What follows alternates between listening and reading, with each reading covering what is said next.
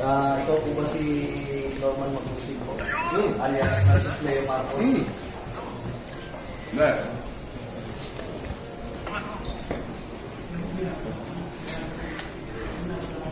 Okay. Parang saan yan? Bago pa po yun, ayanin pong masahan ko po kayo ng ano. Kita mo, sir? Kita mo. Operativa ng CIBD po. Kayo po ba, ulitin ko po, kayo po ba si Norman Mangusig alias Francis Leo Marcos? Yes, ako.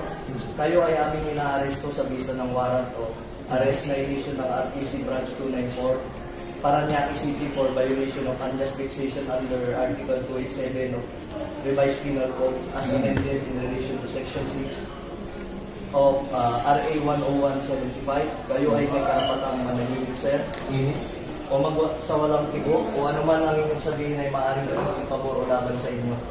Sa anumang hukuman, kayo rin ay may karapatan kumuha ng sarili ng abogado at kumuha ng kung wala po kayong sariling abogado, kayo po ay pagkakalooban ng libre ng gobyerno. Andito ako sa inyo. Kumuha ng sarili ng doktor na magsusuri ng inyo. Sir, pwede paano po yan at maano nyo yung karapatan po? Sige. Kayo rin po ay may karapatan po magpasuri sa sino mang doktor at kung wala po kayong kakayahan ay pagkakalooban po kayo ng libre din po ng gobyerno ng doktor na susuri po sa inyo. Okay. Ito po, naiintindihan niyo po ba ang inyong mga karapatan? Naiintindihan ko.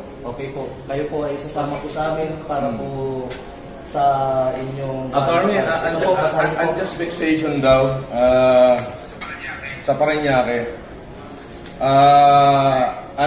Hindi ko alam kung sino complainant nito.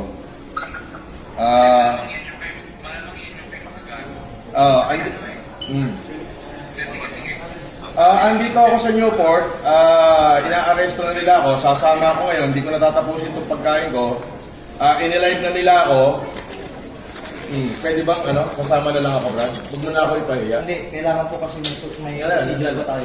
Sige, sandali. Iramin ko lang. May procedure po tayo, sir. Attorney, nasa ka ba?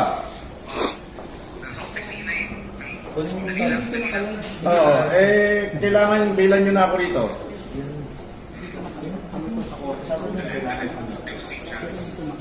Nang live ko, hindi ko lalabas ng live. Hindi naka-live ko. Sandali lang, kausapin ko lang abogado ko. Sa Paranaque, eto, binibidyoan na ako rito. Ewan ko kung may vlogger dito. Wala. Lalo dito. Andito na. May warrant, 120,000 yung bill, 12 counts of unjust vexation. Ano? Kayo nagsasama. Paano to, attorney? Andito naman pala, tinitigilan pa kami.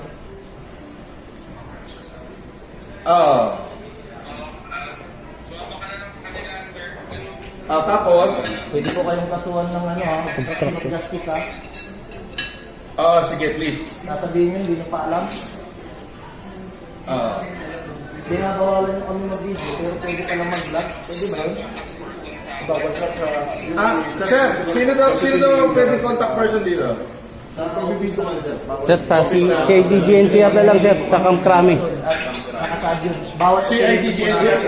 So, doon yung ako dadalhin sa CIDG-NCR. Yes, sir. Camp Crame. Yun nga po. So, dadalhin daw ako sa CIDG-NCR Camp Crame.